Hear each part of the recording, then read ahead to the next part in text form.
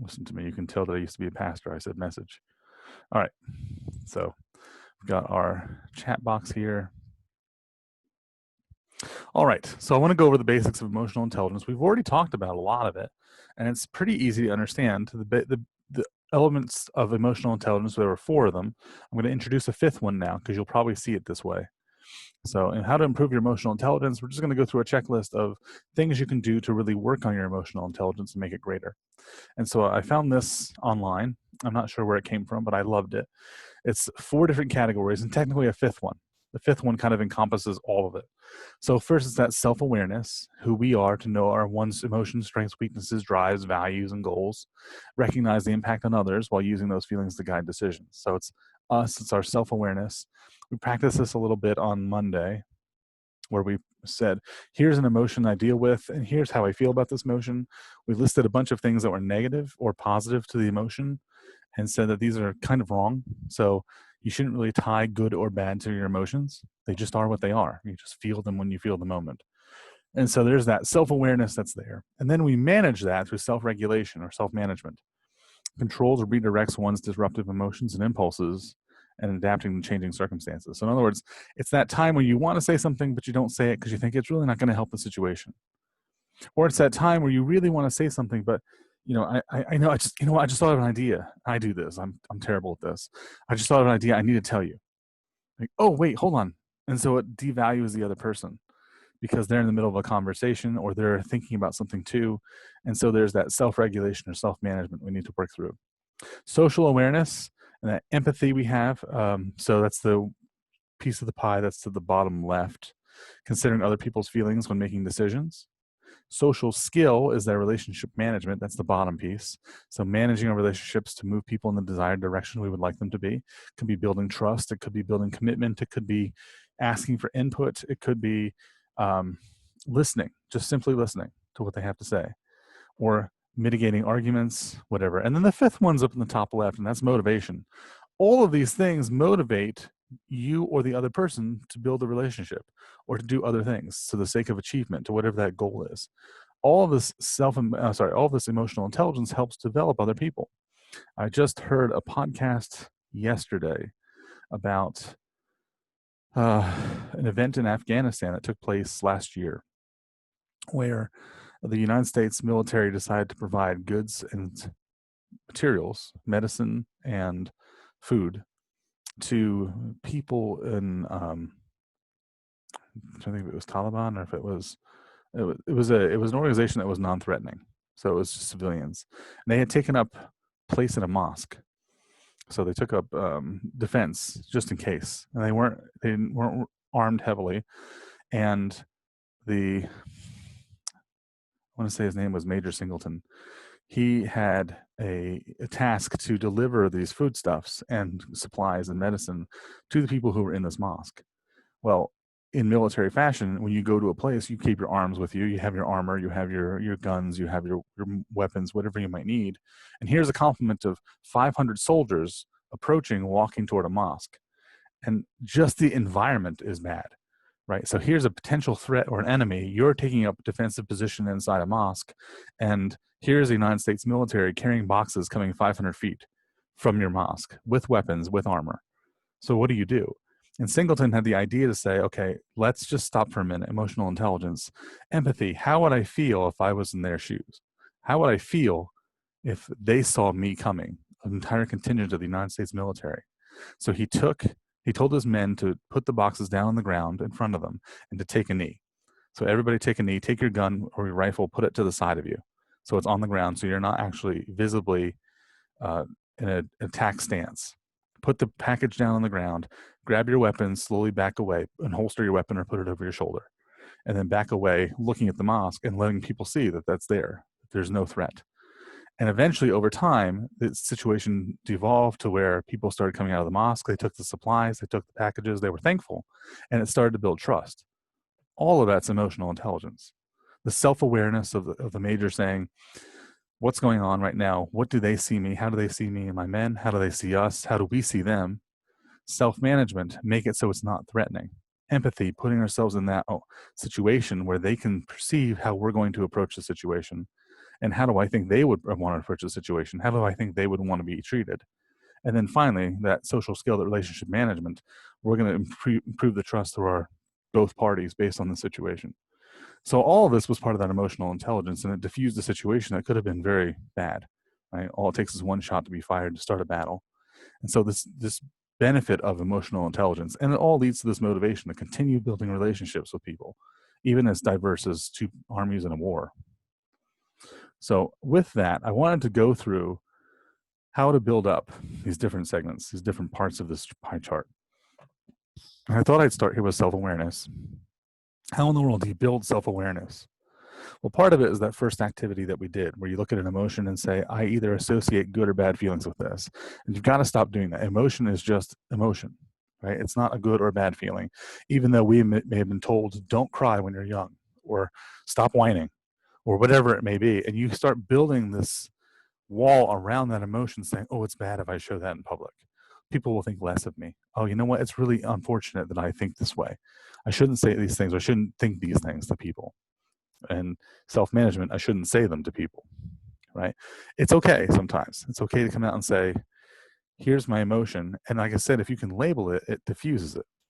So I'm really mad right now. I'm really frustrated right now, but I don't know why. But it's okay. At least I now know that I'm mad. Now let me try to figure out why I'm upset. Is it this person? Is it this situation? Is it this environment? What is it? So second, observe the ripple effect from your emotions. Now, I think I mentioned this in class Wednesday or Monday, maybe not even this class.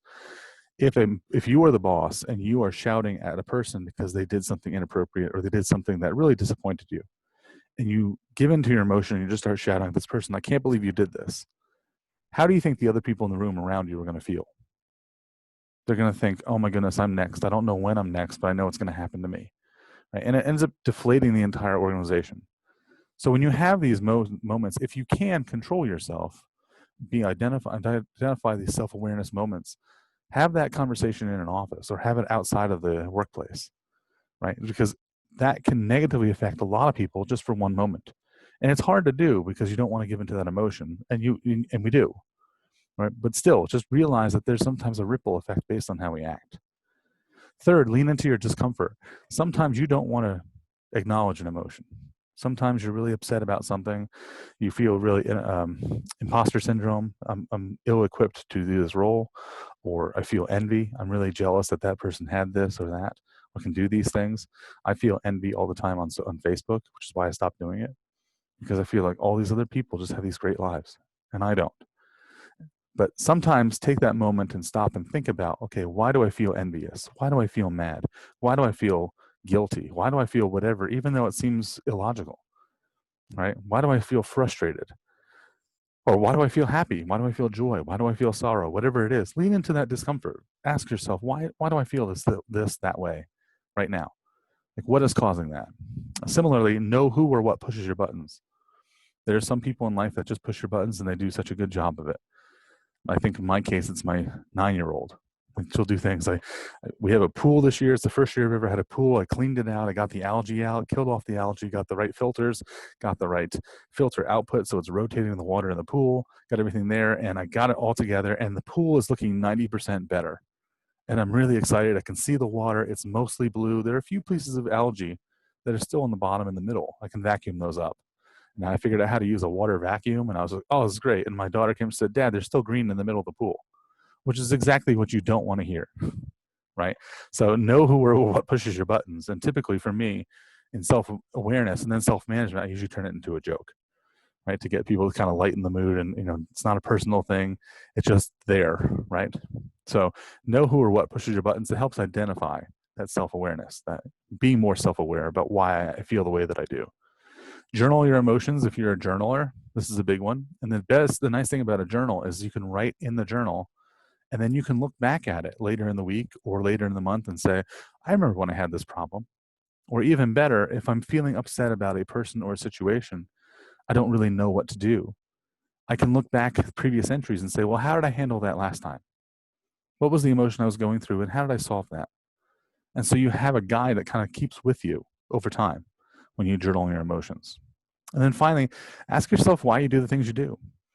I was teaching consumer behavior to a student last night, independent study. And I said, why do we buy the things that we buy? Like, why do we buy the things that we buy that we know we're not going to use? We have it because it was on sale. That's a big part. We have it because we feel comfortable knowing we have it just in case. My wife is a physician, if I haven't told you, and works in the emergency room at various hospitals. And when COVID first started, she went out and got a prescription. She wrote a prescription for herself. Well, I don't think she did. I think somebody wrote it for her, one of her peers, for hydroxychloroquine. Well, that's a controversial drug at this point, right? Too much of it can be detrimental to your health, can potentially kill you. Not enough of it doesn't help fight coronavirus. And yet somehow there's some aspect of it or remdesivir or whatever drug that has a benefit against coronavirus. So she never used it, but she had it just in case. And you feel comfortable saying, I've got this just in case. Or a clothing item, it could be a pair of pants that you liked, but I can't quite fit them in them yet. I need to lose about 20 pounds, but I'll get there. And that's my motivation pants, right? So why do you do the things that you do? Why do you behave the way you behave? Or why do you just suddenly explode when you hit a certain part? Or are in a certain environment, and you're just like, oh, I can't hold back my anger anymore or my frustration. But why? What causes that? All of this is self-awareness, and all this helps you build and helps you understand yourself and how you behave. Self-management is something as simple as breathing. So Brene Brown is a leadership expert. She talks about breathing right, which is inhaling, holding for 4 seconds, and then exhaling, and then holding for 4 seconds. So you inhale for 4, and then you exhale for 4. Actually, I think you hold it between them. So inhale, 1, 2, 3, 4. Hold it, 1, 2, 3, 4. Exhale, 1, 2, 3, 4. Hold it, 1, 2, 3, 4. And do that 5 times. And that sometimes gets rid of anger, just gets rid of frustration or sorrow or guilt or envy, or let me just breathe right. Similarly, later in the list, you'll see count to 10. Have you ever counted to 10 before? I'm mad, I'm upset. Let me just mentally count to 10. And after I count to 10, I'll feel much better.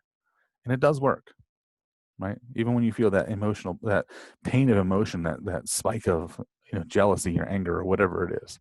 Sleep on it's another one, right? We believe the biblical verse that says, never let yourself be angry when you go to bed. That's not King James Version, right? So never let the sun go down on anger. Sleep on it. Sometimes if there's something uncomfortable, if you can sleep, just try, right? Get some rest, even take a nap. Just do something to kind of put yourself back in check and feel better. Toward the top, it says make an emotion versus a reason list. Sometimes you have a situation where you are thinking logically this makes sense, but I'm so mad right now because of this, or I'm so frustrated right now because of this. So a situation that comes up with me is volleyball. My oldest daughter plays volleyball. And rationally, I want her to play and have games, especially in the age of coronavirus, where a lot of teams have canceled. But emotionally, I get so upset about not having a schedule from week to week. Literally, we are told the games are coming up about 48 hours in advance.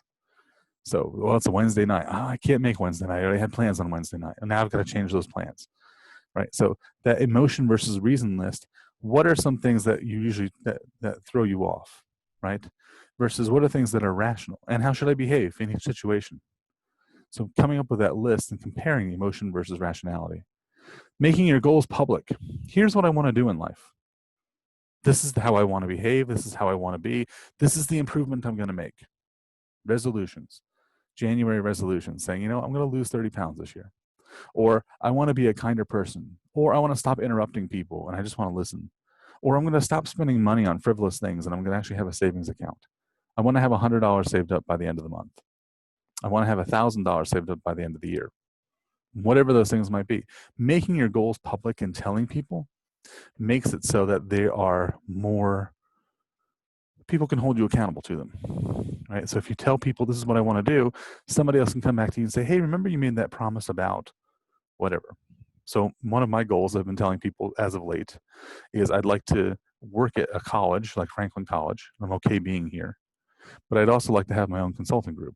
So like working with Leadership Johnson County, but also something that's individual for me, going to the low physical locations and helping out people and helping them grow. And I already started creating an LLC. I already created an email address. I already created a website for that consulting company. Now, I don't foresee it making a lot of business in the first couple of years because I'm still growing, but making that goal public. This is what I want to do in life. And then having other people comment on that or remember that. Hey, remember when you said you wanted to create your own company? How's that going? So that idea of self-management and kind of keeping the course. Toward the bottom again of the list, smile and laugh more, living in the moment. And tied to that is the last one. Focus on your freedoms rather than your limitations. So not always being the person who's the pessimist or the realist, but being the optimist too, and just focusing on the good things. I saw somebody announce that the one good thing about coronavirus is it's given her more time to spend with her family. So she's not running somewhere all the time. She's not doing this, that, and the other thing. She actually has to be home because of coronavirus. So her kids are home. She has to be home so she can watch the kids while they're doing their virtual studies. But additionally, she's had so many events that have been canceled that she gets to spend more time at home and relax outside. So those freedoms, those optimistic perspectives rather than the negatives. So I've got coronavirus. I've got to wear a mask everywhere I go. I'm tired of always wearing this mask. I'm tired of not being able to understand people. I can't bring drinks into the classroom. I can't bring food anywhere. I'm stuck with the cafeteria on campus, et cetera, right? Focusing on the positives. So self-management. These are all strategies to improve your self-management and kind of grow and be the person that you want to be. Social awareness, and here's a big one. Greet people by their names. That's something that I've done a bad job with this semester in the classes, but normally I'm pretty good at it. Identifying people's names and saying, hey, how do you feel about this, and using a name? Or what do you think about this, and using a name? And the reason is because a name gives part of our identity. When you can associate somebody with a name, then not only are you more likely to remember that name, but you also are with somebody and you value them. You give them a moment where you're saying, hey, I remember your name. And that makes the other person feel really special.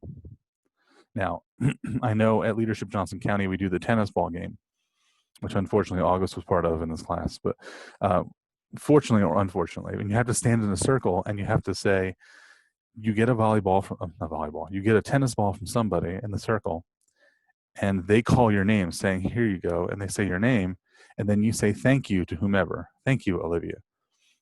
And then you take the ball and you throw it to somebody else saying their name. And so you have to remember the names of everybody, the 40-some people in the circle, which is challenging. And then every year they always have a challenge of who can remember most of the names in the circle. But it's because it gives a person a sense of identity, is their name. And it gives them a sense of value. You remembered my name. That's important. I used to know a consultant who would remember names and one thing about that person. And so she would remember their face, the name, and then the unique thing about them. And she was really good at it. Like hundreds of people. She just, at a convention or a conference, she would just know people's names and one unique thing about them. And then she couldn't remember a lot of other details about them. She just remembered their name and their one unique thing about them and their faces. So giving people a name is a remembering by their name is a big deal. Observing body language, we're going to do that later today. That's probably the biggest social awareness, right? He uses his hands a lot. He talks this way. He looks at the camera. He looks at the screen. He looks at wherever, right? Realizing a person's body language helps you become more empathetic to their situation. Seems distracted, seems frustrated. And we know when something doesn't make sense. The last item here is go people watching. We know if we just can sit in a park bench and we watch people go by or watch drivers go by, we can kind of tell what kind of mood they're in just by observing their body language. Even if they're in a car and the windows up, we can kind of get a feel for how they're doing. And so observing that body language is the key to understanding how somebody's behaving, how somebody's acting, how they're feeling. And like I said, we'll try an activity in just a little bit that talks about body language. Making timing everything. Similar to the observing body language, timing is an important deal. Now, back to the body language. Have you ever talked to somebody? This is one of my biggest pet peeves. Have you ever talked to somebody before who's talked back to you or talked with you, and you've had a conversation, but while they're talking to you, they're not looking at you. They're looking around the room, or they're looking outside, or looking at the door. Why do they do that? That it's not really consistent. It kind of shows that I really don't care what you have to say. I'm just making small talk. Right? So body language is a big deal. Similarly, making timing everything is a big deal. If somebody's ranting about something or somebody's talking about something that's really personal to them, and then you bring up a question that has nothing to do with that situation, that conversation is over. So timing is a big deal. So for example, let's say I'm ranting about my wife being difficult today. She just said some really hurtful things, and I'm really frustrated by that. And she's never home, and I feel like I have to take care of the kids all the time, and the laundry and the dishes. And I don't know how much longer I'm going to be able to do this.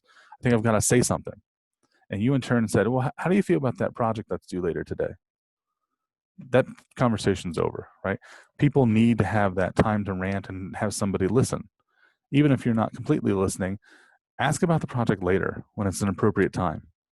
Or if somebody is berating somebody else, that office worker who's getting in trouble for doing something inappropriate or saying something inappropriate or losing the company money, now is not the right time to say, what about that executive party we have coming up on Friday? Right? It's just timing is bad. It's okay to mention it later, but not immediately. So that social awareness again of how do I develop that? My favorite, develop a back pocket question. So a question that you have on you that you just have, right? We started this at the beginning of the semester. I don't know if we did this in this class, but usually I start my classes with what's one unique thing about yourself that you're willing to share with others? And sometimes we get some really unique ones, like I've been to 48 of the 50 states. I've lived in 13 different countries. I met my wife in another country, whatever it might be. Develop a back pocket question. So here's a back pocket question. So if conversation dies down and you have a lull, you can steal mine if you want. What is something that you think is really hyped up, but you don't get? Like something that everybody talks about, everybody loves, and you're like, I don't get it. I'm just not that way. Could be a celebrity, could be a sport, it could be a class, it could be a teacher, it could be a food, it could be an organization. Mine is Chick-fil-A. Like, what's that place that you just, oh my goodness, I don't understand? Yeah, perfect, avocado, right? What's that thing people love? And I'm just like, I don't get it. And usually it gets conversation starting. So people are like, oh, I get this and I get that, and I understand. For me, it's Chick-fil-A. I don't understand the hype of Chick-fil-A, right? Some people really love Chick-fil-A. And I get it. I understand why people go. It's fast food, but so like the king of fast food, if you will, right? Because it's good food quality. I think it's okay. It's a little pricey. I always get through the line in 5 minutes or less, which is really good. But it's still fast food. I don't understand. I suppose maybe if it was a more special experience if I ate at one, but I can't eat at one right now.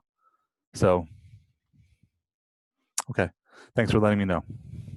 So anyway, the idea of Chick-fil-A is that what is the hype? And I don't quite understand. And people have tried to explain it to me. Like, I don't get why you have fries. Why French fries with chicken? I don't understand that either. Like, to me, I think coleslaw or I think potato salad or something, macaroni salad with chicken. And my wife said, well, you can't really eat macaroni salad in the car because you're usually driving when you hit Chick-fil-A. French fries are easier to pick up and eat. I'm like, okay, I can see that. So just all these different questions, but have a back pocket question. If the conversation dies to a lull in a meeting or in a networking setting or just a social setting, have something so you can start conversation going. And please stop talking about the weather. Okay, we know we all want to go to the weather, but it's just overused and overhyped. So develop that back pocket question. Similarly, don't take notes at meetings. Now, what do you mean? Well, you probably take notes in class, right? The reason is if there's something, a video, or if there are notes that are going to be offered to you, body language is so important. You might miss something while you're taking a note. So if the conversation is going really well, we're all talking, we're all contributing to the conversation, and then suddenly one person gets up and shouts and the other person gets up and leaves. If you didn't see it, if it was a body language thing, you have no idea what just happened. Like what was said, what happened, I didn't catch it. And so if you're busy doing something else, looking at your phone or taking notes, usually that takes away from that moment. And so you're not with it with the rest of the crowd. You're asking people, what just happened? Right? So taking notes, don't take notes at meetings, especially if the notes are going to be given to you, or especially if the notes are something that's already available or will be available. Listen, live in the moment, practice listening. So just listen to other people. Just listen. Like just ask a question. When I teach marketing, I do negotiation.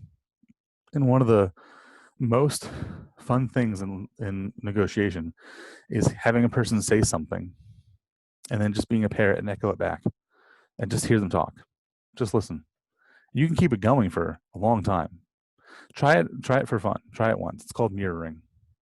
So somebody can say something like, oh, I just don't understand why my phone just doesn't pick up Wi-Fi anymore at the college. And you say, Wi-Fi at the college? And they say, oh yeah, the Wi-Fi at the college is terrible. It keeps disappearing, it's intermittent. Sometimes it works, sometimes it doesn't work, etc. It's just really frustrating. So even while they're working on it, because they claim IT claims are going to improve the internet, and then you can say IT is going to improve the internet, and all you're doing is just mirroring the last few words of what the other person said, and it just gets the person keep going, keep going, keep going. Sometimes at work, if you do it enough times, the other person will just say, you know what, I'm just going to go do it myself. Right? Whatever it is, if they want you to do something. And it's merely just mirroring, right? It's just listening to what the other person has to say, listening to what the other person is going to do. And then finally, go people watching. Like I said, just watch other people and how they behave, how they interact with one another. That's another fascinating exercise. Relationship management. Be open and curious. Be open with yourself. So be open about who you are. Just say things about yourself, even though they may be a little personal, even though they may be, not too personal, especially at work. But even though it's something, for example, with me, I really like Star Wars. I grew up with it when I was a kid, and it brings back a lot of good memories for me. So I've always just loved Star Wars. And somebody else can say, oh, I like Star Wars too. Or I'll tell somebody a story of I hired somebody once because of Star Wars lines, that I could say lines and he could echo them back to me or give me the next lines in the movie. And so I chose him in front of my boss. And he's like, why do you like him so much? I'm like, he'd be fun to work with. Right? So being open that way and being curious, which is specifically asking somebody questions. Like, so where do you plan on going on vacation this year? What are your plans? What are your thoughts? Are you going anywhere for Labor Day? Are you going anywhere for fall break? And then hearing that conversation and just asking them, almost like that curiosity of when Santa Claus asks a child, hey, what do you want for Christmas? Right? Just that curiosity of getting to know people really well. And then you can pick on that one thing. When you see them again, oh, how was your vacation? How was your ski trip? Did you like it? Where did you go? What was the biggest challenging moment of that? And just being curious, just being open and making that person feel valued. Enhancing your natural communication style. This is hard. This is not something that we think about. Natural communication style is how you normally communicate. So I talk a lot. I sometimes will, if I'm thinking, I'll put in filler sentences or filler words. You probably noticed that. Well, I'll say something like, well, that's the relationship, but that's how it works, or that's what we're going to think about, that's what we're going to focus on, or whatever. These phrases don't have meanings because my brain is still working faster than I can talk. All right. So in your natural communication style, or maybe you're not talkative, maybe you're very quiet, or maybe you're a person that's very curious, maybe you're very chatty, maybe you're a little offensive, a little sarcastic, not sadistic, maybe you're sadistic, right? But what's your natural communication style? And then write a list in your journal of, on the left side, all the positives on that style, and then on the right side, all the negatives on that style. So what are things that people like about how I talk? And what are things people hate about how I talk? And then focus on improving those things that you don't do well. And minimize some of those things that you do very well, because sometimes it's a little too much. Right? So for example, let's say you are a perfect example. Here's a great example. I worked with a colleague at Michigan State once, and I would meet him for meetings, and I am a very laid back person. So I would say, you know what, let's get together. We'll meet at 11 and we'll talk. And I'd get there and he would be upset. Every time I got there, he was ready to just go and go and go. And it turned out that it wasn't anything I said. It wasn't the meeting. It wasn't the content. It was the fact that I would show up at 11:02. It's like, we had a meeting at 11 and I'm here early at 10:58 and you're showing up at 11:02. I used to be in the Air Force. So time is everything. Punctuality is everything. You need to be here on time. And ever since then, I got there at 10:58 and things went really well. But that communication style, he never said anything that he was thinking. He always hated me secretly on the inside. And I had no idea because he never said anything. So just what is your natural communication style? How do you normally convey things? Are you a person that likes to talk or somebody that doesn't like to talk? Are you somebody that likes a visual learner, or are you an auditory learner? Or are you a kinesthetic learner? Or do you take notes? Do you not take notes? All of these things are just your style of how you communicate to other people. Avoid giving mixed signals. So don't say things or do things. For example, I can say, I am really, really happy with you. I'm really excited at the work you're doing here. And my tone and my body language don't convey that at all. Right? So giving a mixed signal is people can pick up when you're not happy and yet you're trying to be happy. So look happy when you're happy. Look sad when you're sad. Look upset when you're upset, etc. Stop giving these mixed signals because it makes you look like you don't really know what you're saying, and it breaks trust. Remember the little things, much like the be open and curious. Hey, how was your vacation? Hey, how's your son doing? Your son plays soccer, right? What's his record this year? And remembering those little details, again, it gives somebody identity, and it's being conveyed, right? Not just greeting people by name and remembering the name, social awareness, but also remembering details about that person. Did you ever get that car you were talking about? You were talking about getting an Audi. How did that go? Did you purchase it? Was it enough? I mean, where did you go to get it? And again, these little things that help build the relationships. Take feedback well. So think about how you should take feedback, even when it's personally damaging, even when it's frustrating. I don't do that. Or even if you don't agree with it, take the feedback well, right? Oh, thank you for letting me know. I appreciate that. I'll definitely work on it. And be sincere. I really will work on my improvements. Build trust. All these things are doing to build trust, helping compliment people, encouraging them, building them up, and similarly acknowledge the other person's feeling. This is great in negotiation too. I'm sensing that you don't feel like you're being treated fairly right now. Is that true? Or I feel like you're really dismissive of this whole plan. Are we on the same page here? And notice I'm saying I'm acknowledging the other person's feelings. I feel like, I think that, I seem to observe that. And you're calling out someone's emotion. You're not really happy with this, or you're bothered by something, or something's bothering you. Tell me. Or that you think this is a really good plan, but I'm hesitant to get to buy in. And so you're calling out somebody else's emotion, acknowledging the other person's feeling. Okay, so I'm going to break you guys into groups. We have 12 people, so I'm going to do 3 groups of 4, which worked out well. And what I'm going to do is I'm going to have one person tell a story of their event from the week. Whatever happened, it could be whatever story you want. So choose one person in the group to give a story. But in doing so, you have to convey that story with an emotion. So I have listed here anger, sadness, guilt, joy, envy, whatever. The other people are just going to observe and listen to the story. So the story should be about 3 minutes, maybe a little bit less. And another person's going to observe the person's body language, the speaker's body language. Another person's going to observe their speech, the words that are used. Another person's going to observe their facial expressions if you have enough people in your group. And go with it. And then after a couple minutes, when the first person's done telling their story, convey, what did you do? Like, what was your body language? What were the speech? What were the words that you used that really emoted anger or emoted joy or emoted guilt, right? And then same thing with a person's facial expressions. This is why I wanted to do this online, because with masks, it's hard to read somebody's facial expressions. So I'll go first, okay? Before we get into this, let me convey my story. I mentioned this a little bit ago. My daughter plays volleyball games, and the coach has practices every day, Monday through Friday. Yet it's hard because the students, the kids, my daughter's in 6th grade, so she's part of the 5th, 6th grade volleyball group. There's 15 girls in the group. And my daughter, she's 5'4" at 12 years old. So she's pretty tall. And she can't quite spike the ball, but she can jump up and kind of hit the ball over the net.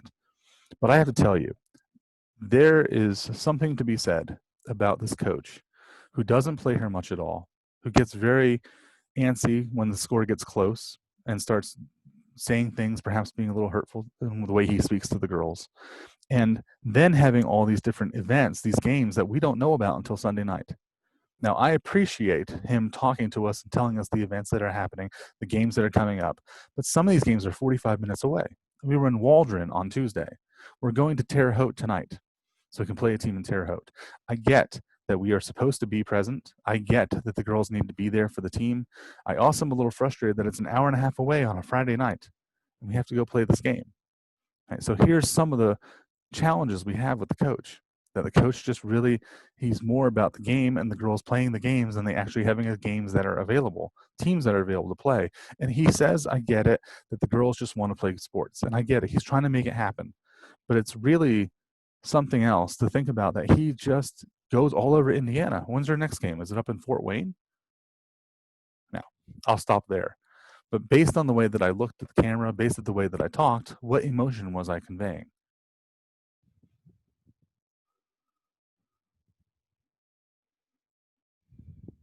frustration. What words did I use? I even said I'm frustrated, right? It's irritating. My body language, I'm jittery. I'm kind of moving, jerking my head. I'm moving my hands like this, which is very much a New Jersey Italian thing, right? But I'm moving my head. I'm talking. I'm speeding up my dialogue. I'm irritated. I'm frustrated. What's my body language? I'm not thinking clearly. I'm kind of a little, like I said, jerky movements with my body, moving my hands. So I want you to do something like that. One person convey what's happened to you this week. Just a story. It could be nonsense. It could be somebody you ran into. It could be something you celebrated. It could be something, an assignment you have to get done, right? So saying you understand and justifying exactly perfect, right? So what I want you to do is something similar. I want one person to talk. I want everybody else to kind of look at body language and facial expressions and new words that are used, and try to build up a little bit of empathy based on this, that third component of social awareness. So give me a moment. Let me put you into breakout groups. Let me